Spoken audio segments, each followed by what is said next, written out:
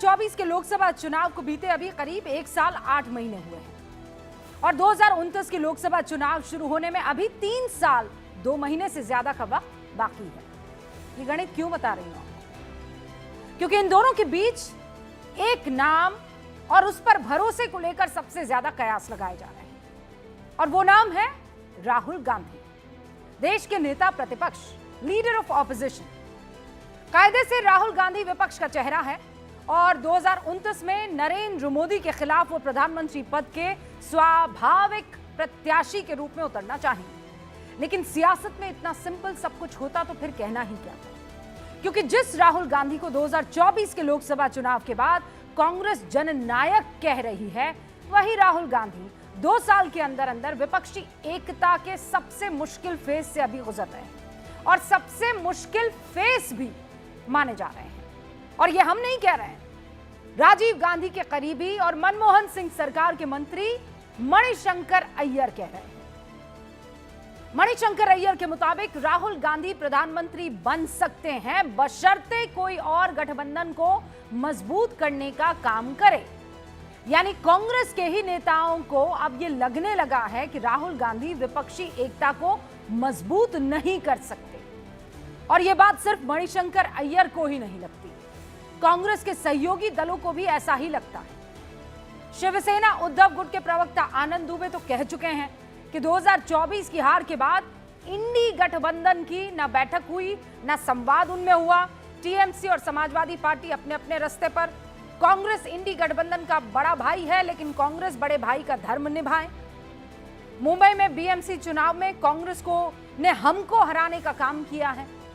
तृणमूल कांग्रेस की सांसद है सागरिका घोष, एक्स पर एक आर्टिकल शेयर करती है जिसमें लिखा है कि वक्त आ गया है कि ममता बनर्जी अब विपक्षी इंडिया गठबंधन को लीड करें।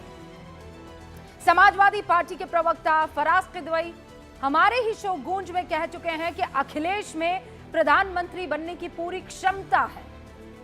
तमिलनाडु में डीएमके और कांग्रेस गठबंधन में टूट की खबरें सामने आ रही हैं। यानी इंडिया गठबंधन में कांग्रेस के बाद जो 3 बड़े दल हैं वो राहुल गांधी के नेतृत्व पर भरोसा कर 2029 की लड़ाई में उतरना नहीं चाह रहे। 37 सांसदों वाली समाजवादी पार्टी उत्तर प्रदेश में ही कांग्रेस से किनारा करते हुए दिख रही है। 28 सांसदों वाली तृणमूल कांग्रेस लगातार कह रही है कि विपक्षी नेतृत्व के लिए सबसे प्रबल दावेदार कोई और नहीं, ममता बनर्जी है। 22 सांसदों वाली डीएमके कांग्रेस को तमिलनाडु की सत्ता में हिस्सेदारी देने को तैयार नहीं है। अब जब इंडिया गठबंधन के 3 बड़े पार्टनर्स राहुल गांधी से किनारा करेंगे तो राहुल गांधी विपक्ष का चेहरा कैसे बन पाए, वो भी जब कॉम्पीट करना हो नरेंद्र मोदी से। और यह सवाल हर तरफ गूंज रहा है। इस सवाल की वजह राहुल गांधी का 2024 के बाद बतौर नेता प्रतिपक्ष प्रदर्शन है। 2024 के लोकसभा चुनावों के बाद से विधानसभा चुनावों में एक भी राज्य में राहुल गांधी की पार्टी सबसे बड़ी पार्टी नहीं बन पाई, यानी कांग्रेस। सबसे बड़ी पार्टी तो छोड़िए, जम्मू कश्मीर में कांग्रेस सहयोगी नेशनल कॉन्फ्रेंस की बड़ी जीत में रोड़ा बन गई। बिहार में कांग्रेस सहयोगी पार्टियों की कलह खत्म करने की जगह खुद लड़ाई में उलझी दिखी। महाराष्ट्र में कांग्रेस सहयोगी दलों के साथ मुख्यमंत्री पद का चेहरा नहीं दे पाई। झारखंड में जहां कांग्रेस जीती थी, वहां हेमंत सोरेन राहुल गांधी के विदेशों में दिए बयान से असहज दिखे। और यह तो सिर्फ सहयोगियों की बात है, कांग्रेस के अंदर भी राहुल गांधी के खिलाफ अविश्वास अब चरम पर पहुंचता हुआ दिख रहा है।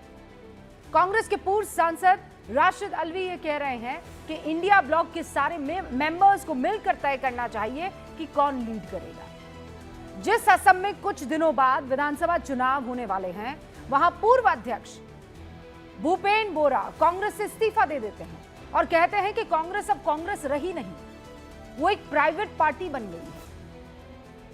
कुछ दिनों पहले तक गांधी परिवार का गुणगान करने वाले नवजोत कौर सिद्धू ये कह रही हैं कि किसी को राजनीति गिफ्ट में मिली है, वो सपनों की दुनिया में है। और सबसे ऊपर तीखा हमला मणिशंकर अय्यर कर रहे हैं।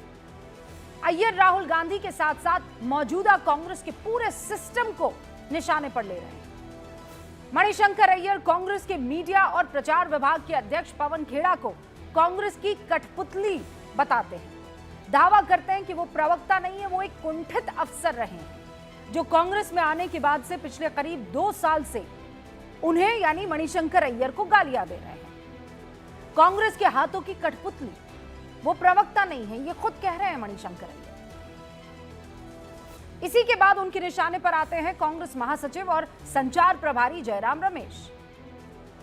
जयराम रमेश के लिए वो कहते हैं कि इनको अपनी नौकरी बचानी है, इसी वजह से वो आराम से चुपचाप अपना काम कर रहे हैं। मणिशंकर अय्यर ने पार्टी महासचिव केसी वेणुगोपाल तक को नहीं बख्शा।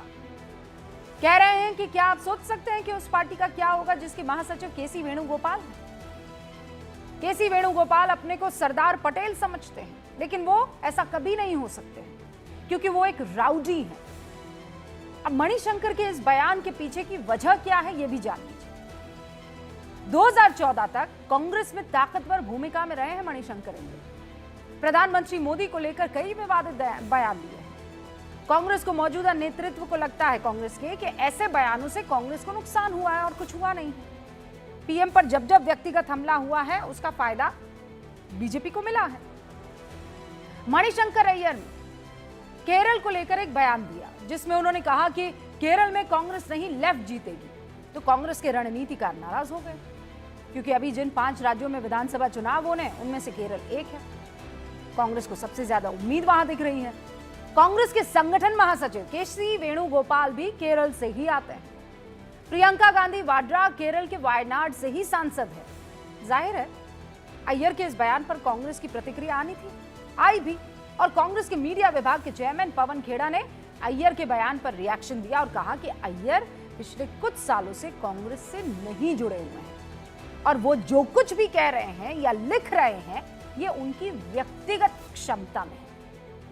मणिशंकर अय्यर इसी रिएक्शन से आहत है, नाराज है। कांग्रेस नेताओं पर ताजा हमला उनका जवाबी हमला माना जा रहा है और इन सब में बीजेपी मजे लेने वाली स्थिति है। जाहिर है विपक्ष अगर आपस में लड़ेगा तो बीजेपी के लिए इससे बेहतर और कुछ हो नहीं सकता। बीजेपी सांसद सुधांशु त्रिवेदी अय्यर के बयान पर तंज कसते हुए कहते हैं कि कितना ही गुस्सा कर ले, राहुल गांधी के पैरों से जमीन निकलती जा रही है। राजीव गांधी के सबसे करीबी रहे नेता भी राहुल पर आज सवाल उठा रहे हैं। असम के मुख्यमंत्री हेमंत बिस्व शर्मा जो कभी कांग्रेस का बड़ा चेहरा हुआ करते थे, राहुल गांधी को इलाज की जरूरत है बताते हुए कहते हैं कि दुनिया में कोई भी राहुलवादी नहीं हो सकता। राहुल गांधी का दिमाग, वो ये कहते हैं कि दिमाग में बीमार भी है और दिमागी हालत भी उनकी ठीक नहीं, अच्छे से ट्रीटमेंट करवाना चाहिए। मणिशंकर अय्यर का बयान राहुल गांधी और कांग्रेस के लिए मुश्किलों का डबल डोज जरूर क्रिएट कर रहा है और इसीलिए गूंज में बड़ा सवाल यही है कि क्या मोदी पर हमले के लिए इस्तेमाल होने वाले अय्यर अब बैकफायर मोड में आ गए? क्या राहुल गांधी अब कांग्रेस सहित पूरे विपक्ष के लिए मुश्किल बनती जा रही है? और क्या कांग्रेस में अब वही ताकतवर है जो राहुल में के हाँ में हाँ मिला रहा हो? इन्हीं मुद्दों पर बात करने के लिए सारे खास मेहमान हमारे साथ जुड़ चुके हैं, लेकिन उससे पहले एक बड़ा चेहरा जो इन सवालों का जवाब देगा, उनसे आपका तारुफ करवाओ। लेकिन उससे पहले शुरू करते हैं गूंज।